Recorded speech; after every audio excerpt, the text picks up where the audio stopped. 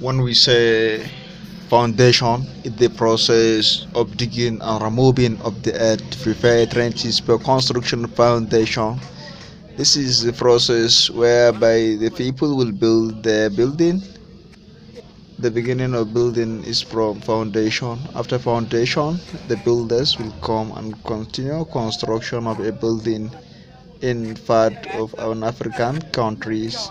This is the plan made by Abubakar Muhammad Al-Kanawi. That person is a great artist. She provides all the necessary requirements for that building, and this is the first time that they start team building in an African country. Thank you for listening. Goodbye. Zan yi bayani ɗan kaɗan a takaice da yaren Hausa.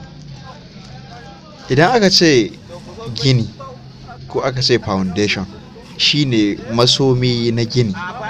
Sai an yi shi tukunna, an zuba kamar kos guda biyu daga ƙasi, an binne shi, bayan an tona an zuba grawul, an saka kwababban siminti da kuma yashi. An aka zuba kos biyu aka binne su, to daga nan ne kuma za a fara ɗorawa.